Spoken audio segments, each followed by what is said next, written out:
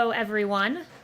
Nancy Pelosi, Chuck Schumer, and Alexandria Ocasio-Cortez have officially shown their blatant disregard for the United States Constitution. Apparently, it is now a high crime and misdemeanor worthy of impeachment for a lawfully elected President of the United States to exercise his constitutional duty. Article 2, Section 2 of the Constitution clearly states that the President, quote, shall nominate, end quote, justices of the Supreme Court when a vacancy occurs. No matter the time, no matter the politics of the day, the President is the President.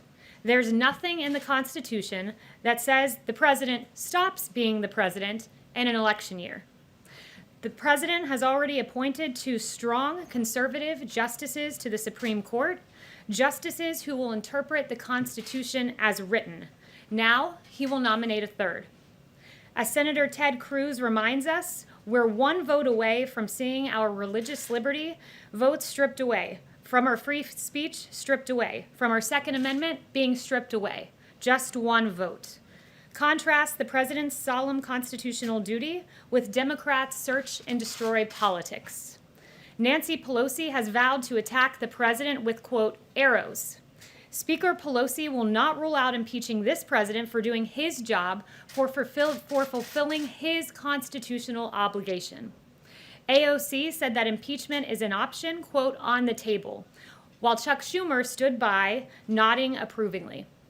The plan of House Democrats is so rabidly radical that even Democrat Senator Tim Kaine has rebuked the idea, calling the idea of using impeachment to delay a Supreme Court vote, quote, foolish.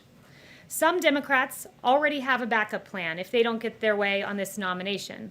Congressman Joe Kennedy said if he holds a vote in 2020, we pack the court in 2021. It's that simple.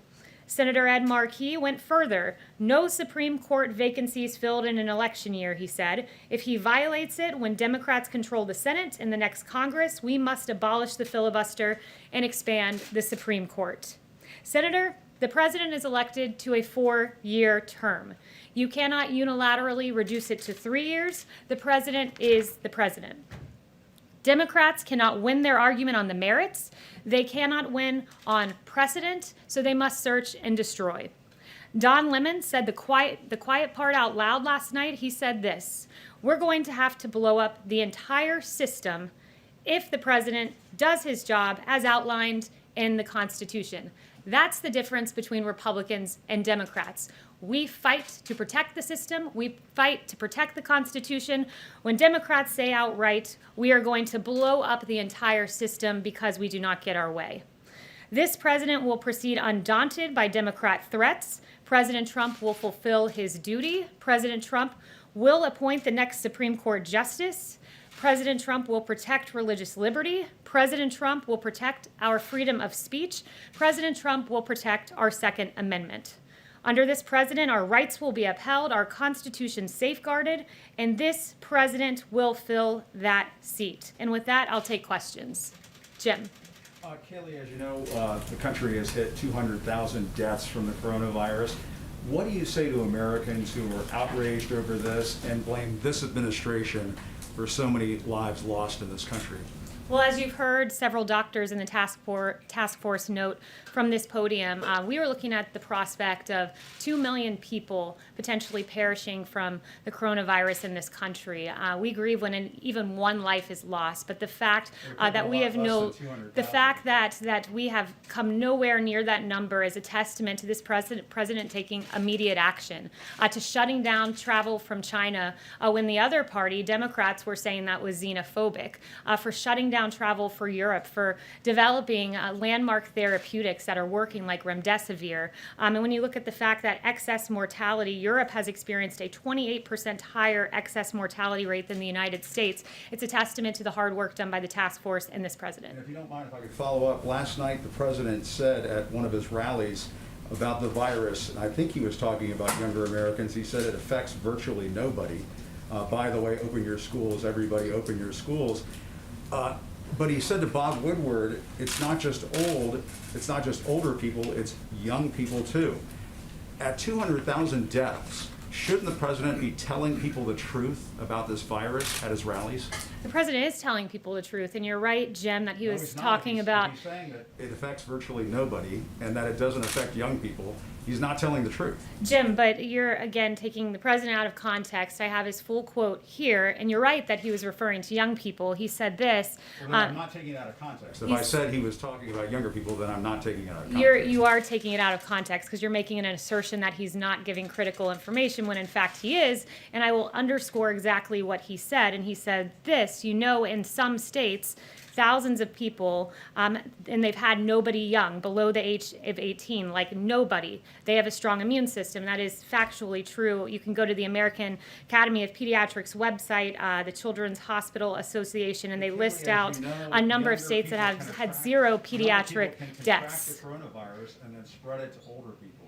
And we've known this since the very beginning. And for the President of the United States at 200,000 deaths, to go out to his rallies and say something like it virtually affects nobody, and that in some states it's not affecting young people, that is glossing over the fact and really diminishing the fact that young people can catch this virus and spread it to older people. Younger people can also be sickened and killed by this virus. Jim, do you have the quote there with you? I have the quote here, yes. Yes, it is exactly as I just read it to you, that in several states they have had zero pediatric deaths. I have the entire list here: Arkansas, Delaware, District of Columbia, Iowa, Hawaii, Idaho, Kansas, and the list goes on. And as you may not know, Jim, the COVID has a 0.01% mortality rate for people under the age of 18. So it is not a disease that affects young people in the same way as older people, which is the exact point the president was making last night. Yes.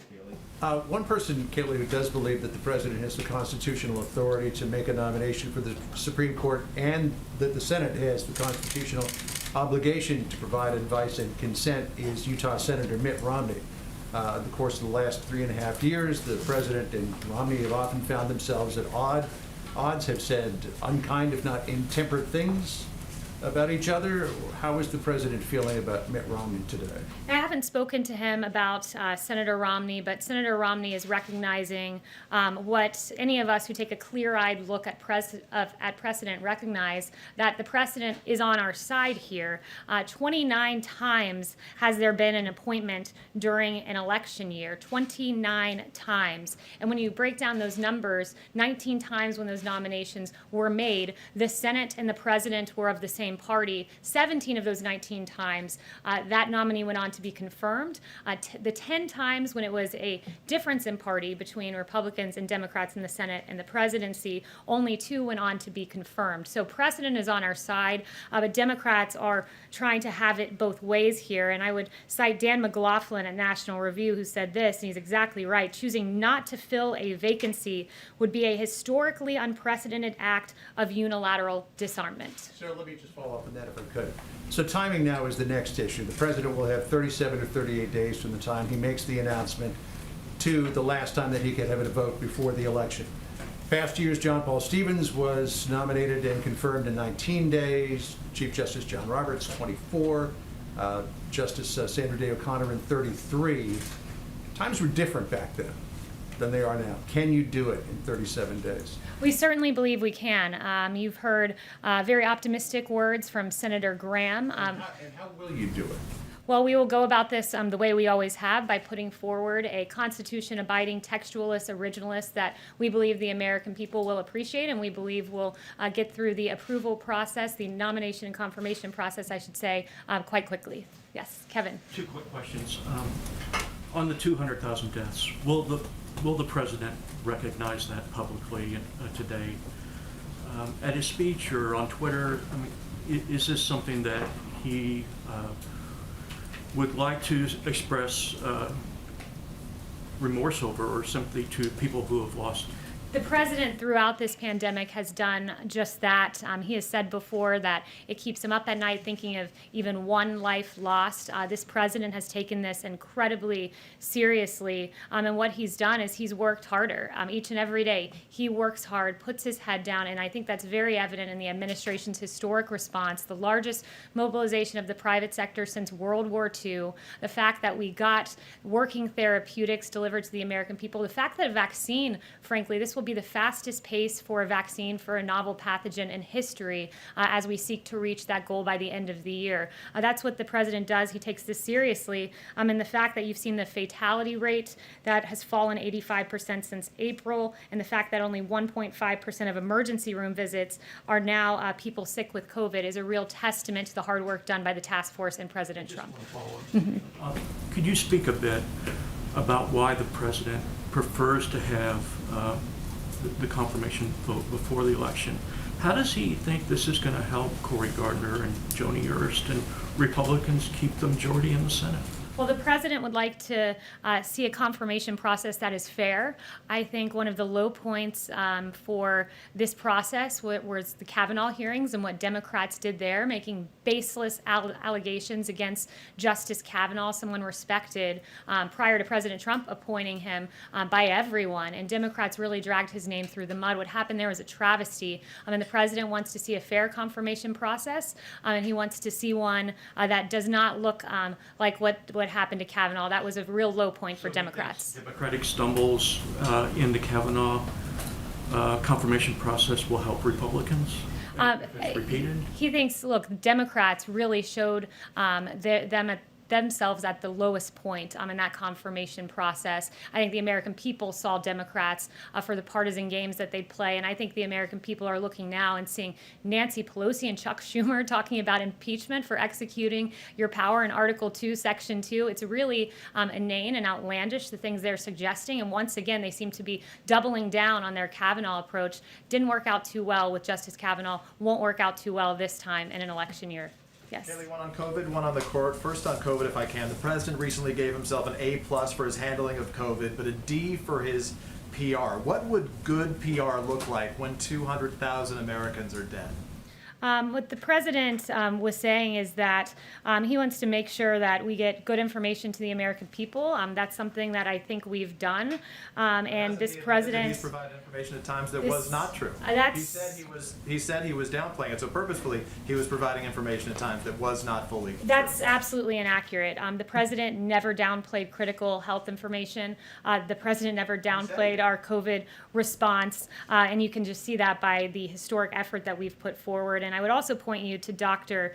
Fauci, who said, I don't recall anything different in our discussions with the president, that he said things quite similarly in public. And he was asked directly by none other than John Roberts, did you ever get the sense that he was or wasn't playing this down? No, I didn't. And that's an assertion echoed by the vice president. Our response, when you look, that 100 million tests that we've exceeded, the vaccine on record pace, the therapeutics, the fact that we've brought fatality down by 85%. This was a novel pathogen that came in for which there were no tests and there were no identified therapeutics, but they were identified very quickly. And also with regard to the vaccine, when you look at the notion that we are manufacturing this at commercial levels, which I was told by Dr. Salawi that normally takes years to do, and we're already producing, the goal is 100 million doses by the end of the year. That's a testament to this president and his response. If none of these vaccines are effective, what is Plan B for the White House?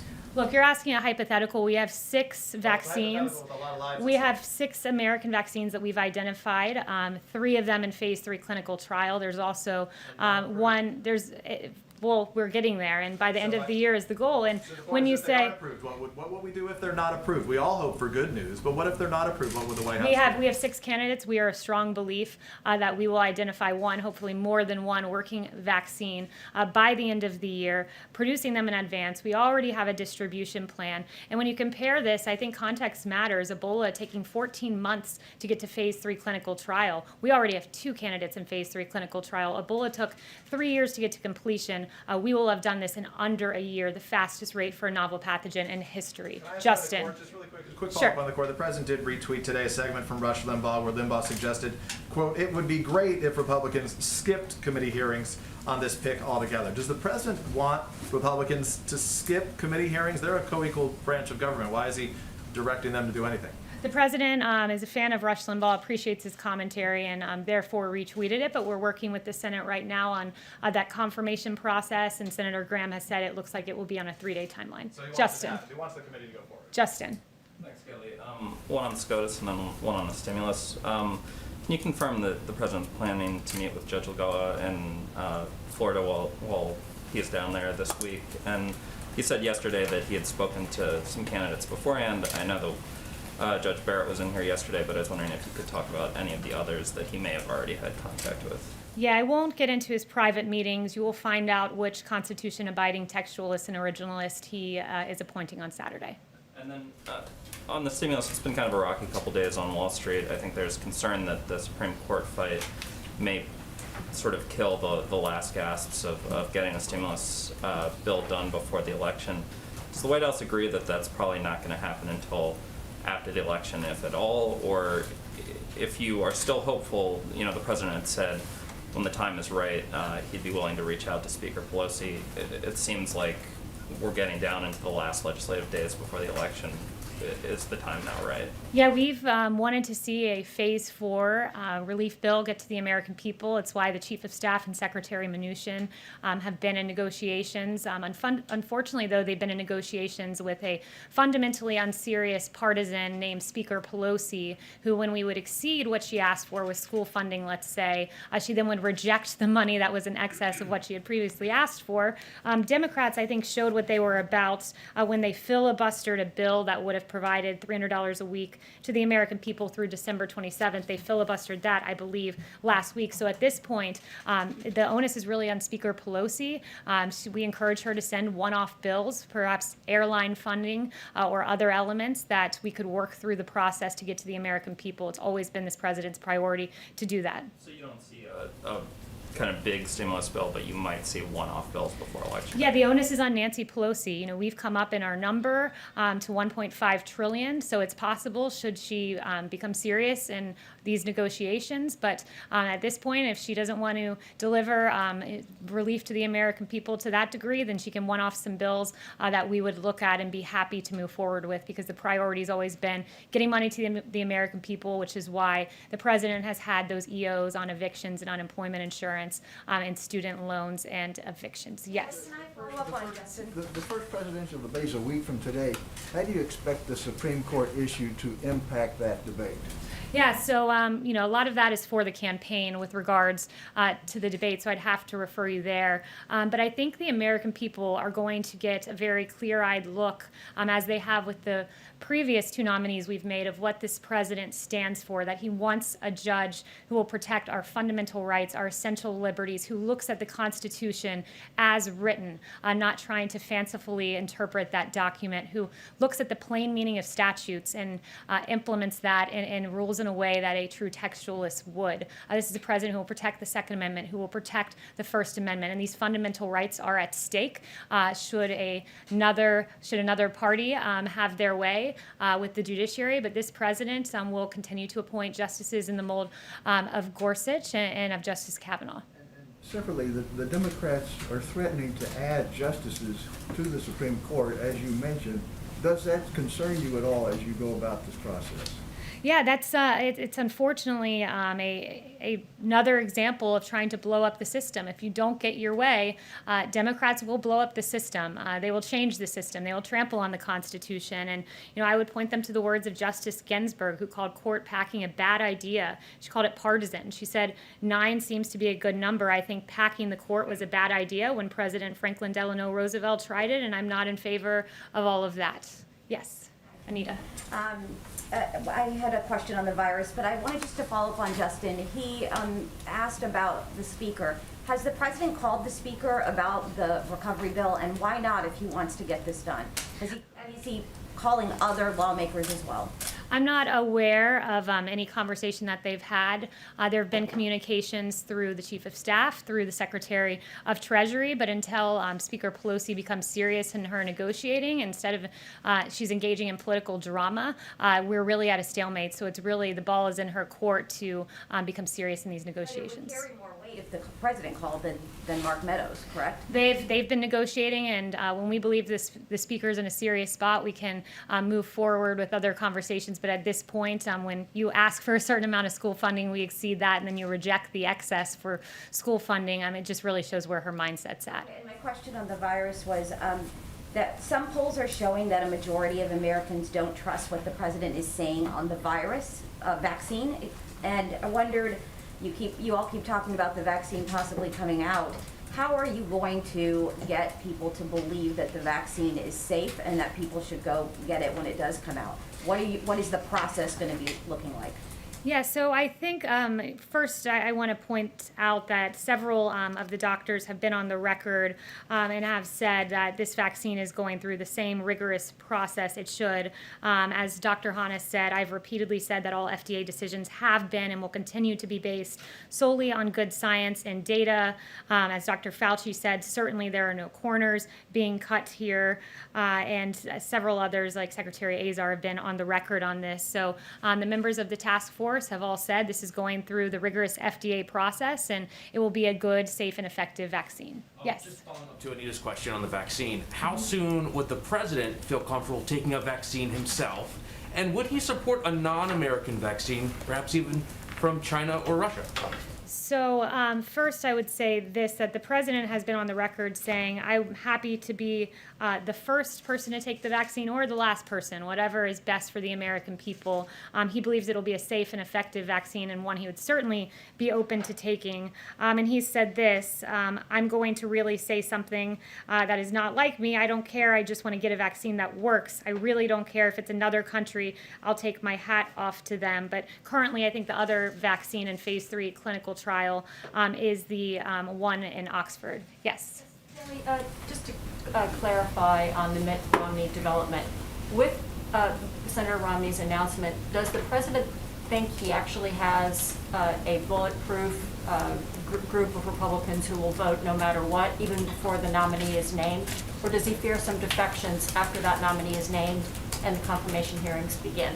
No, he thinks his nominee is going to be someone with a stellar track record, someone who, as I've mentioned, several of the qualities, will be a textualist, who will be an originalist, and someone who we believe Republicans will really rally around. And Senator Graham said that he believes that he'll have the votes, and we'll leave it to the senators at this point.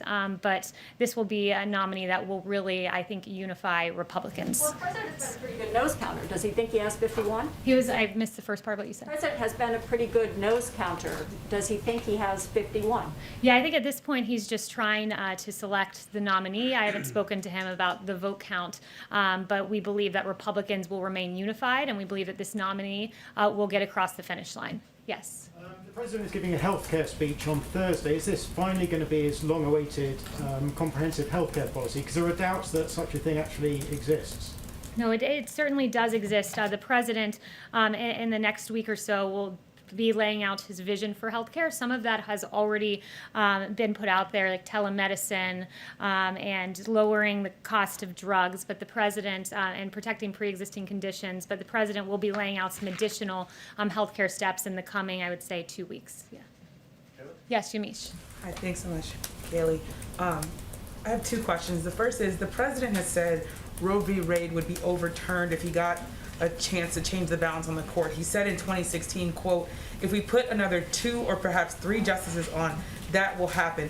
Is that the ultimate goal here, to overturn Roe v. Wade? The president and the administration would not ask a judge to prejudge a case. And I would point you to the rule set by none other than Senator Joe Biden at the confirmation hearing of Ruth Bader Ginsburg, when he instructed no questions on how Ginsburg will decide any specific case that would come before her. And as Justice Ginsburg said in her confirmation, no hints, no forecasts, no previews. And Canon 5 of the Model Code of Judicial Conduct also reflects that a judge should refrain from giving specific viewpoints on cases, controversies, or issues. I'm asking whether or not the president's quote in 2016, whether he still stands by that he would like to see it overturned. The president's philosophy as he's moving forward with this nomination process is he's looking at a judge that has certain qualities, and that is someone who looks at the Constitution and interprets it as written, interprets the plain meaning of statutes as written, and will be a textualist and an originalist. Second question about Yes. the virus.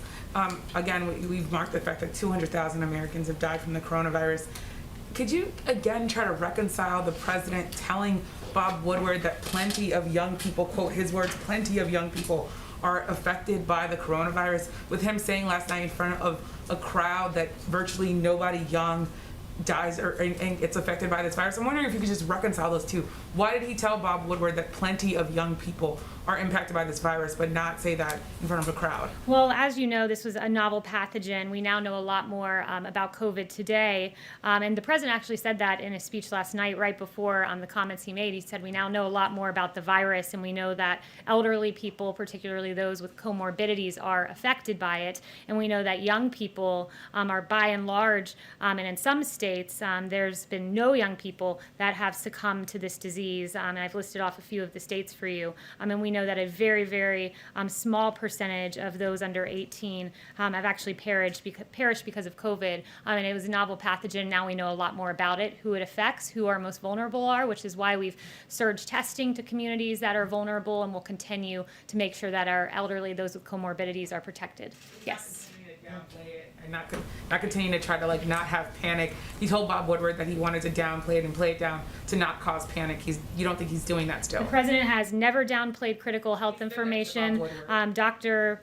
Fauci, as I noted to you, said point blank, no, he didn't, and that's an assertion that Vice President Pence, who led the task force, made as well. Yes. Thanks, Kayleigh. The administration has filed an appeal to the Supreme Court on apportionment, trying to make sure that people in the country illegally are not counted when congressional seats are handed out. Sorry, a little muffled. Texas is one of the states that would lose a seat if those people are not counted. The Constitution says that the people in a state are the number that are used for apportionment. Are people in the country illegally not people? And why does the president not want Texas to have more seats rather than fewer in the U.S. House? Yeah, I haven't done a deep dive into that legal case. I can look into it and get back to you. Yes. Can I ask a separate question? Sure. At the top of this, you mentioned that Democrats have talked about impeachment, and you also said that a president doesn't stop being president in the last year. Is there any, not that they're actually going through the impeachment at the moment, but is there anything to prevent an impeachment in the final months of a presidency? Well, first, to pursue impeachment based on someone executing their lawful duty, their constitutional duty, is just preposterous. And it told us a whole lot about what Democrats use impeachment for. It shows that they've always viewed impeachment, at least in the Nancy Pelosi era, as a partisan tool to take down a sitting president, to disempower the American people who voted to empower President Trump. They've used impeachment as a political tool, and that will be the history and the record of Nancy Pelosi. And now she's on the record saying that she would even use impeachment to try to undo the Constitution, particularly Article 2, Section 2. That is shameful but unsurprising from the Speaker. Yes. In his UN speech, President Trump mentioned the reduction of carbon emission in the U.S. Of what? Sorry. Carbon emission in the U.S. Okay, I can't really hear you. Carbon emission. Okay. Saying it was a good thing. Because it's connected with the reduction of use of coal, is it to say that decline of coal is a good thing? I would just note that on greenhouse gas emissions, we have decreased them as the U.S. has become #1 in the oil and natural gas production, but we've simultaneously reduced greenhouse emissions. Yes. I also wanted to follow up on the speech the president prepared for the UN General Assembly. He hit China really hard, and the Chinese ambassador, in introducing President Xi, responded accusing the president of bullying, protectionism, and unilateralism. I'm wondering what the White House response is to that, and then how concerned is this White House that this growing rift between the world's two largest economies is going to hurt the efforts to combat coronavirus? Let me just say, nothing has hurt the efforts to combat the coronavirus more than China concealing information about COVID-19 from the very beginning. What China did was inexcusable. In partnership with the WHO, hid critical information about transmission of COVID from us, about the severity of COVID, not just from us, but from the world. There's no bigger bully than China when it comes to COVID, and that's pretty clear. And just look at what happened at the WHO. Yes. Just one quick follow-up. With regard to the intelligence around the poisoning of the Russian opposition leader, the president said we'll talk about that another time. I'm just trying to get a sense of, has the president reviewed the German assessment? Is he rejecting that assessment that he was indeed poisoned? The United States, as president of the G7 and joined by our G7 partners, has condemned in the strongest possible terms the confirmed poisoning. And Germany briefed the G7 on clinical and toxicological findings by medical experts, and a specialized German armed forces laboratory determined that Mr. Navalny was the victim of an attack with a chemical nerve agent, a substance developed by Russia, and any use of chemical weapons anywhere, anytime, by anyone, under any circumstance is unacceptable. Chanel. What would the U.S. response be then? Again, I've told you so far that the United States has condemned it along with G7, and rest assured, there's been no one tougher on Russia than this country. You've seen what we've done with sanctions and expelling diplomats, among other actions. Yes, Chanel. Kayleigh, expanding on the last couple of questions about the UN speech, the president does hit China pretty hard, specifically on China's slave labor practices and ethnic cleansing. But then, interestingly, he dives into their environmental record. China dumps millions and millions of tons of plastic and trash into the oceans, overfishes other countries' waters, destroys vast swaths of coral reefs, and emits more toxic mercury into the atmosphere than any country anywhere in the world. How responsive have the United States' allies been to this message from the president and on confronting China on these fronts in particular?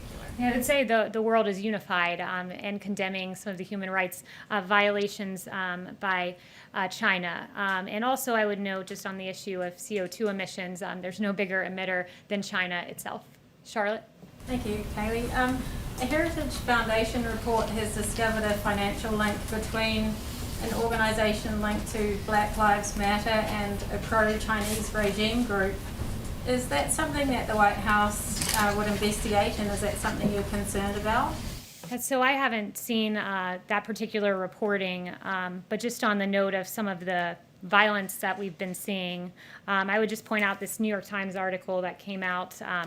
Terrence Moses was watching protesters against police brutality march down his quiet residential street one recent evening when some in the group of a few hundred suddenly stopped and started yelling. Mr. Moses was initially not sure what the protesters were upset about, but as he got closer, he saw it. It was his neighbor who had an American flag on display. It went from a peaceful march calling out the names to all of a sudden, bang, how dare you fly the American flag, said Mr. Moses, who is black and runs a nonprofit group in the Portland, Oregon area. They said, take it down. They wouldn't leave. They said they're going to come back and burn down the house. Mr. Moses and others blocked the demonstrators and told them to leave. Mr. Moses said, we don't go around terrorizing folks to try and force them to do something they don't want to do, who runs a nonprofit group that provides support for local homelessness people. He said, I'm a veteran. I'm for these liberties. It is shameful, the violence we've seen in our cities that is now spilling into suburbs across the country, and good work and good reporting by the New York Times on that. Now I'd like to invite Lieutenant General Keith Kellogg to the podium to discuss a disgruntled former detailee. General Kellogg is a 3-star general, a veteran of the Vietnam War and Operation Desert Storm. General Kellogg has been supporting President Trump from the beginning and has been by the president's side for major foreign policy decisions. General Kellogg, please. Thanks, Kayleigh. Good afternoon. I'm Keith Kellogg. Olivia Troy worked for me. I fired her. The reason I fired her was her performance had started to drop after 6 months working on the task force as a backbencher. She was responsible for coordinating meetings, bringing people together, and when the performance level dropped off, I went to the Vice President of the United States and recommended she leave. I'm the one that escorted her off the compound. What she has said, I have never heard. That's never happened. And I've been through every single meeting of the task force, been with the president and the vice president through every meeting. What bothers me about what Olivia said is my insinuation, the disparagement of the task force, the vice president, and the president of the United States. When you look at what the task force has done, we are now facing the worst pandemic we have seen in over 100 years, and we're fighting through it. We are this close to a vaccine that will work. We are finally fighting through it, and we're developing some opportunities to make sure the American people are protected as we go forward. That when we've had the doctors that are out there, when the comments she has made, when you looked at the Dr. Fauci's, Dr. Birx, and Redfield, Stephen Hahn, Dr. Giroir, all of these doctors have worked exceptionally hard for the American people. The president has made some critical decisions all the way along the line, tough decisions. He made a decision on the China travel ban when we had less than a dozen known cases here in the United States. He was the one who set up the air bridge, working with commercial companies, so we would develop and bring in PPE in 27 hours instead of 27 days. He's the one who went to companies like 3M so we could more rapidly manufacture the N95 mask going forward. He's the one who drove all of those efforts. And I heard the comments made about the people we have lost. Do not think for a minute that that has not bothered us. It does. Because we know on the task force, several of those people, scores of those people, died without relatives because they couldn't get in because of COVID. We know that. Scores of them died on ventilators when they're under sedation because they didn't have an opportunity to see their loved ones. That bothers us every single day. Don't think it doesn't. And it bothers the president. And the president's been very confident that we're going to get to a solution. You want a president. You want a leader that displays confidence that we have something going forward, that we're going to win and beat this virus. And that's what he's done all the way along the line.